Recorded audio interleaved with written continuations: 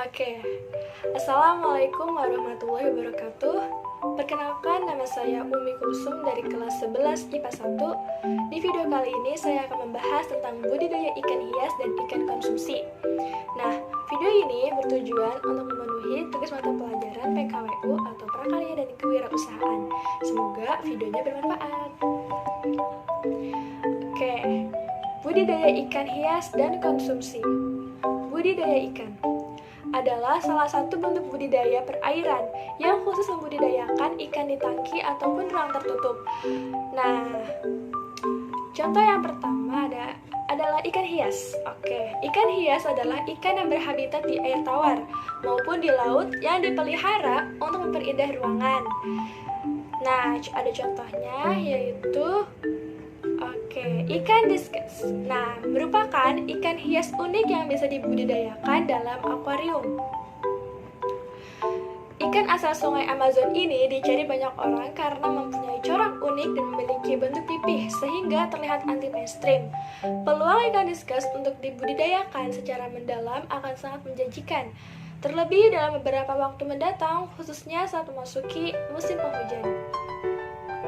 Ikan ini ada beberapa jenis yang sangat familiar di masyarakat. Yang pertama adalah Retrodon, yang kedua adalah Pearl Pigeon, yang ketiga Checkerboard Pigeon. Ikan discus aquascape merupakan salah satu cara yang baik untuk budidaya ikan discus di rumah. Nah, ini ada hal-hal yang perhatikan dalam merawat ikannya. Yang pertama adalah pastikan kondisi air dalam kualitas yang baik. Suhu akuarium yang optimal adalah 28-31 derajat Celcius. Suhu air yang lebih tinggi akan menurunkan kadar oksigen di akuarium.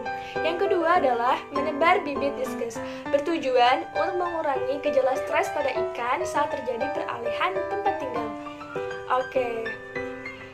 Yang ketiga yaitu pengembang biakan ikan. Menempatkan induk jantan dan ikan betina di satu akuarium dalam waktu yang lama bisa memasukkan batu ke dalam akuarium sebagai tempat ikan menempatkan telurnya. Yang keempat adalah anak ikan discus sudah tumbuh dengan sempurna, maka bisa memasukkan ke tempat yang lebih besar agar tidak merusak ekosistem. Ini ada hal-hal yang harus diperhatikan agar discus dapat tumbuh dengan baik. Yang pertama adalah kualitas saluran air dan pompa aquascape dalam kondisi yang baik. Yang kedua, membatasi jumlah ikan yang tumbuh. Yang ketiga, ganti air secara rutin. Yang keempat, menjaga tingkat pH air. Dan yang kelima adalah tambahkan larutan garam untuk mencegah hama. Nah, untuk menghasilkan nilai ekonomi, semakin unik corak ikan dan bentuknya, nilai ekonomisnya pun akan semakin tinggi dan mempunyai nilai intrinsik khusus. Adapun harga ikan dalam satuan ekor rata-rata yaitu Rp80.000 sampai Rp300.000 tergantung kualitas dan bentuk coraknya. Kita masuk ke ikan konsumsi. Ikan konsumsi adalah jenis-jenis ikan yang lazim dikonsumsi oleh manusia sebagai sumber pangan. Ikan konsumsi dapat diperoleh salah satunya dari proses budidaya. Nah, di sini ada ikan konsumsi air tawar. Nah, contohnya adalah budidaya ikan gurami. Berikut adalah gambarnya. Nah, ada ciri-ciri induk betina ikan gurame.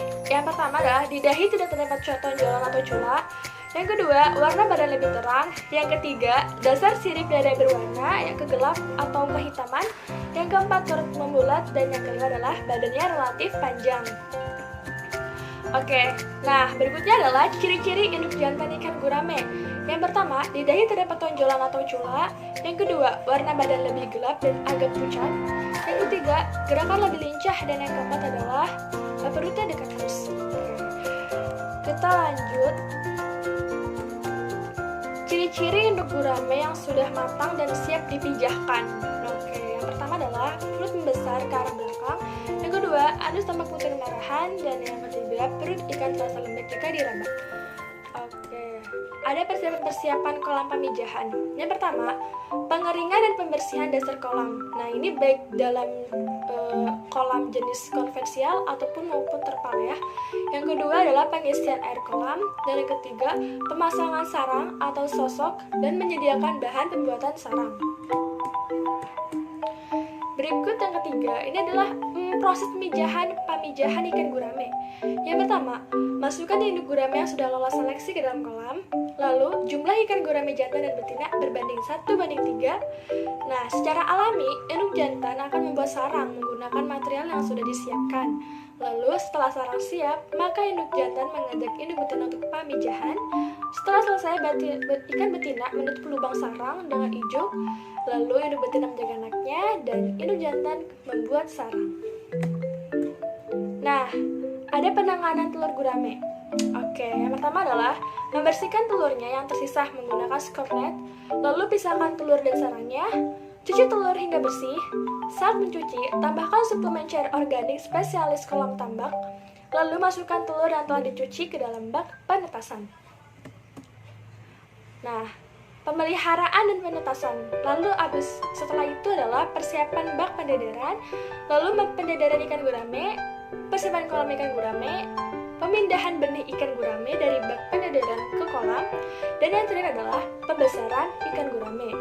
Nah, pakan ikan gurame sendiri adalah jenis hewan omnivor yang cenderung herbivora. Pada fase larva, makanan alami gurame adalah cacing sutra, rotifor, dan infusaria. Oke, kita masuk ke ikan konsumsi air laut. Membudidayakan ikan kembung. Oke, kita next.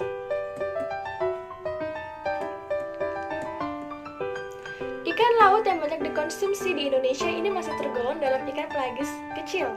Nah, ikan kembung memiliki tubuh yang ramping, memanjang, dan pipih. Oke, budidaya ikan kembung.